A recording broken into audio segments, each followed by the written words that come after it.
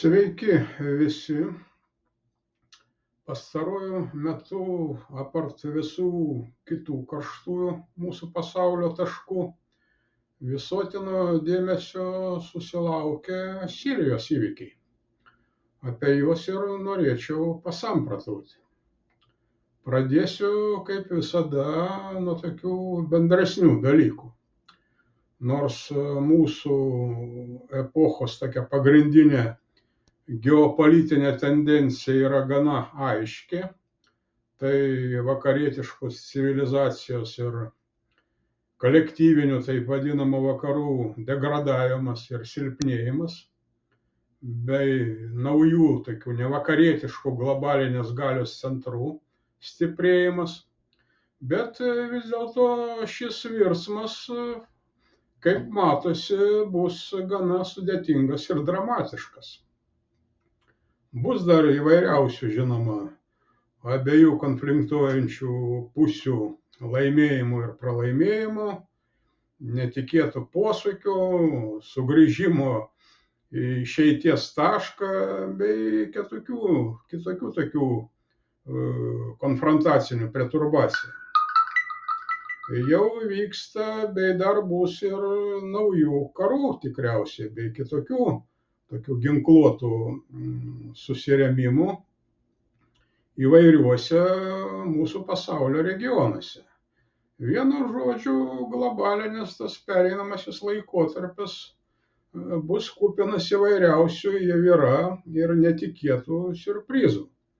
Ir konfliktų naujų, ir naujų susitaikymų, ir sąjungininkų išdavystės, ir priešų draugystės, neutralių šalių persiorientavimo, ekonominių įvairių krizių, socialinių nepriteklių, geografinių bei demografinių pasikeitimų.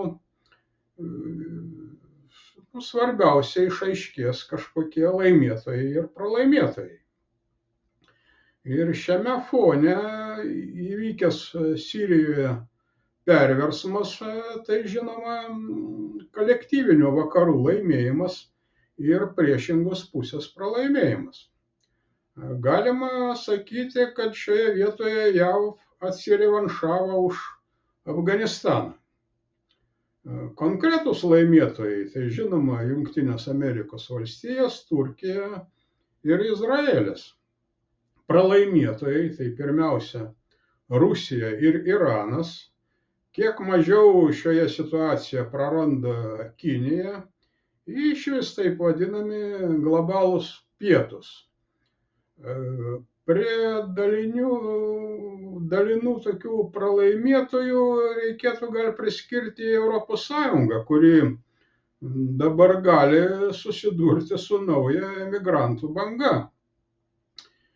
O ir atvirkštinė tokia reakcija, kai Skandinavijos šalis bando grąžinti sirus emigrantus į jų dabar laisvą tėvoniją, atseit laisvą, irgi atrodo gana ciniškai, nors ir visiškai atspindi tokios veidmainiškos vakarietiškos demokratijos standartus. Kodėlgi Asado valdžia žlugo? Ir žlugo taip greitai. Todėl, kad faktiškai su Rusijos pagalba laimėjus karą, šalis pradėjo gyventi tik blogiau.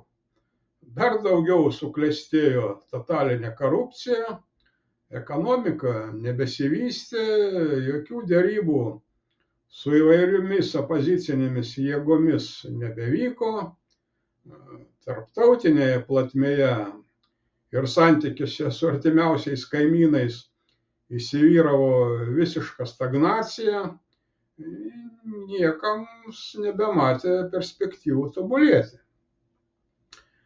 Be to, kaimynai baiminasi, kad valdžia Sirijoje užgrobę kovotojai gali paskleisti savo įtaką į kitoms šalims. Pirmiausia, žinoma, Egipto, Saudo Arabijos, Jordanijos ir Arabų Emiratams. Jų teritorijose. Kita vertus, Nieko gero Sirijos kaimynams nežada ir chaoso ir anarchijos situacija, jeigu jį apims šią šalį. O į Rusiją įsteigusi savo karinės bazės Sirijos teritorijoje panašu, kad visiškai nusiramino. Ji nesugebėjo užmėgsti tvirtų kažkokių ekonominių ryšių su Damasku, neatvėrė Sirijos rinką savo verslui, nors turėjo tam visas galimybės. Tuo pačiu nebuvo kūriamos naujos darbo vietos bei mažinama kažkaip socialinė įtampa. Palyginus su tuo, amerikoniškas bazės ten, kur JAV turi jas už savo šalies ribų, tokių virš 80 visame pasaulyje, JAV biznis ten klesti ir plečiasi. Rusiškas kapitalas, žinoma, per silpnas konkuruoti su imperialistiniu JAV kapitalu. Kapitalistinėse džiunglėse, kaip žinia, visada laimi stipriausias. Gal tik daugiau ar mažiau socialistinė Kinija gali iš esmės įtakoti kažkiek šią situaciją. Tuo pačiu Sirija dar tapo saugiu tokių prieglobsčių įvairiems generolams patyrusiems nesėkmę kitose frontuose. Putinas, kaip žinia, savų neišduoda, nei savo oligarchų, nei savų generolų. O pastarieji Sirijoje rūpinasi, žinoma, ne tiek regioniniu, kiek daugiau savo asmeniniu saugumu.